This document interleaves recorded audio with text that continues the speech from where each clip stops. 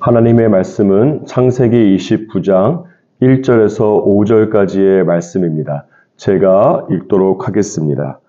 야곱이 길을 떠나 동방 사람의 땅에 이르러 본즉 들에 우물이 있고 그 곁에 양 세 떼가 누워 있으니 이는 목자들이 그 우물에서 양 떼에게 물을 먹임이라. 큰 돌로 우물 아귀를 덮었다가 모든 떼가 모이면 그들이 우물 아귀에서 돌을 옮기고 그 양떼에게 물을 먹이고는 우물 아귀 그 자리에 다시 그 돌을 덮더라. 야곱이 그들에게 이르되 내 형제여 어디서 왔느냐? 그들이 이르되 하란에서 왔노라. 야곱이 그들에게 이르되 너희가 나홀의 손자 라반을 아느냐? 그들이 이르되 아노라. 아멘. 야곱이 길을 떠나서 하란 근처에 도착했습니다. 그런데 그곳에 우물이 있고 우물을 중심으로 양 세 떼가 있었다라고 말씀하고 있습니다. 3절 말씀을 보면 우물에 모인 양 떼에게 물을 먹이는 규칙이 기록되어 있습니다. 그것은 우물에 모든 양떼가 모일 때에만 우물 아귀에서 돌을 옮기고 온 순서대로 물을 먹이는 것입니다. 이 말씀을 읽으면서 제 마음에 한 가지 떠오른 질문은 이것입니다. 그것은 무엇인가 하면 어떤 이유 때문에 창세기에서 우물과 양떼에게 물을 먹이는 것이 자주 기록이 되어 있을까 하는 것입니다. 사실 3절에 기록된 양떼에게 물을 먹이는 규칙은 야곱의 이야기와는 그렇게 직접적인 관련이 없어 보이지 않습니까? 그럼에도 불구하고 하나님께서 창세기에 의도적으로 우물에서 양떼에게 물을 먹이는 것을 기록하고 있는 것입니다.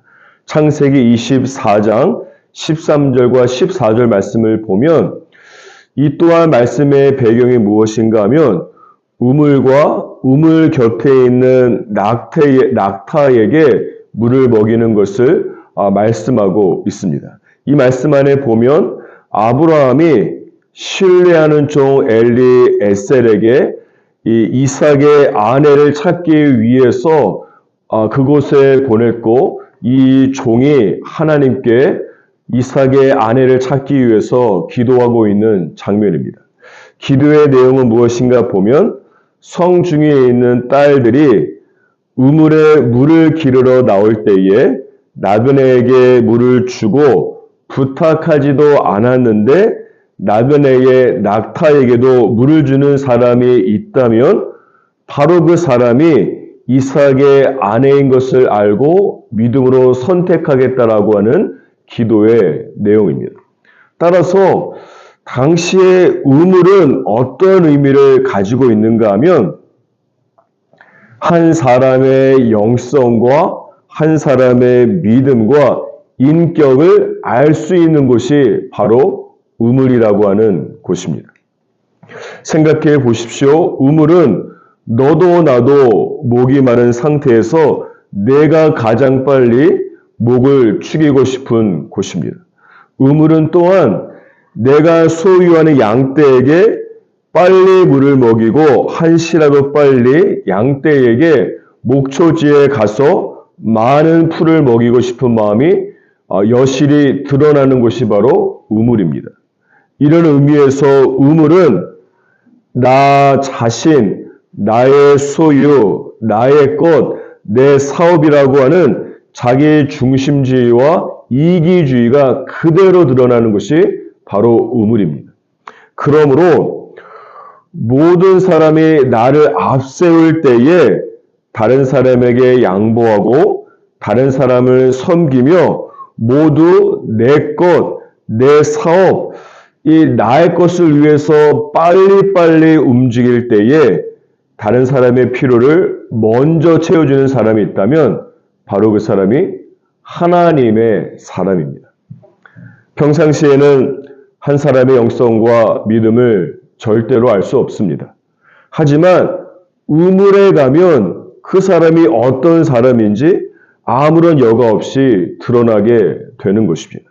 기드온의 용사들도 시냇가에서 300용사와 이 그렇지 않은 사람으로 분리가 되었듯이 우물이라고 하는 것은 진정한 그리스도인과 겉모습만 그리스도인이 여실히 갈라지는 것이 바로 우물이요 시냇가가 되는 것입니다.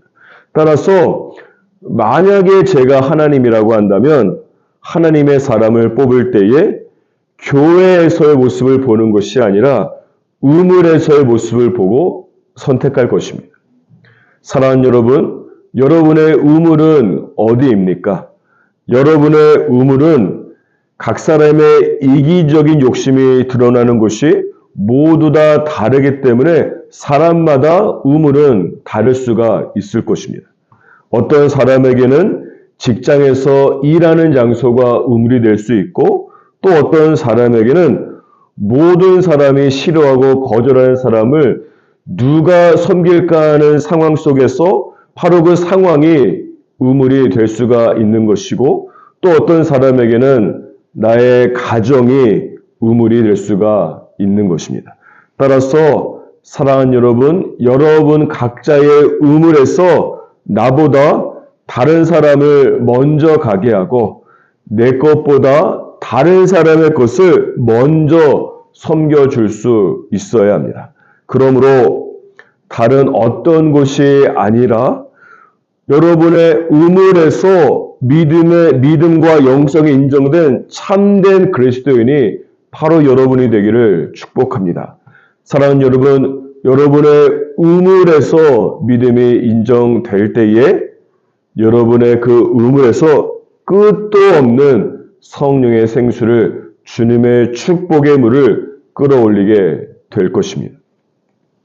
4절과 5절 말씀을 보면 이 말씀에는 야곱이 이제 우물에서 사람들을 만나고 그 사람들에게 당신들이 어디에서 왔는지를 묻고 있는 장면입니다. 그러자 그 사람들이 야곱이 가려고 하는 하란에서 왔다고 대답하고 있습니다. 그리고 이 사람들은 야곱이 하란에서 만나려고 하는 어머니 리브가의 오빠인 라반을 잘 알고 있다고 이야기하고 있습니다. 따라서 지금 야곱은 자신의 가려고 하는 목적지인 하란에 무사히 도착하고 오늘 이 본문 말씀 안에 기록되어 있지 않지만 29장 13절 말씀 안에 보면 드디어 외삼촌 라반을 만나게 되고 있습니다. 창세기 28장 15절 말씀에 보면 하나님께서 야곱과 함께 있어서 어디로 가든지 야곱을 지키실 것이라고 말씀하시고 약속하셨습니다.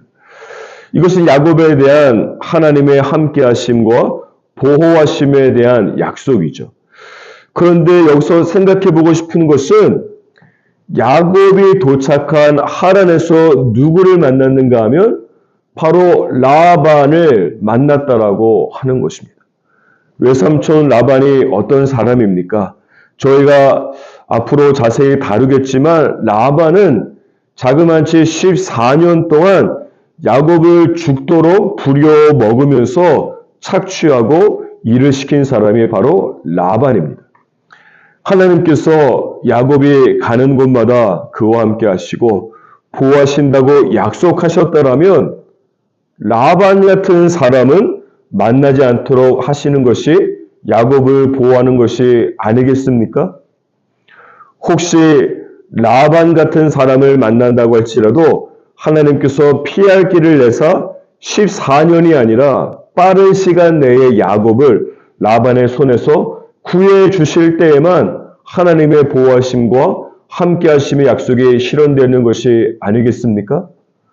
따라서 여기서 주목하고 싶은 것은 왜 하나님께서 야곱을 보호하신다고 말씀하시면서 라반 같은 사람에게 인도하시고 이용을 당하도록 허락했을까 하는 것입니다.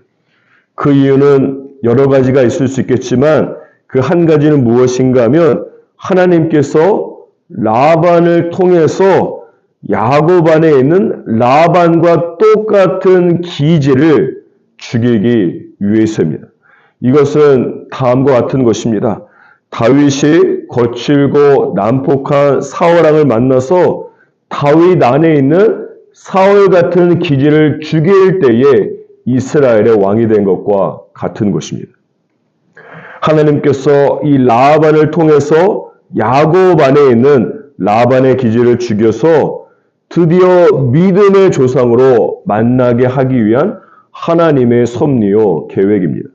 잠언 27장 17절에 기록된 것처럼 철이 철을 날카롭게 하는 것과 같은 것이죠.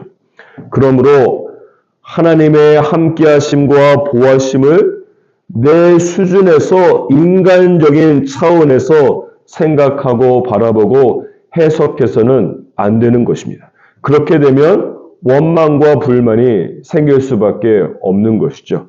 하나님의 함께하심과 보호하심은 반드시 하나님의 차원에서 바라보고 해석하는 것이 중요합니다.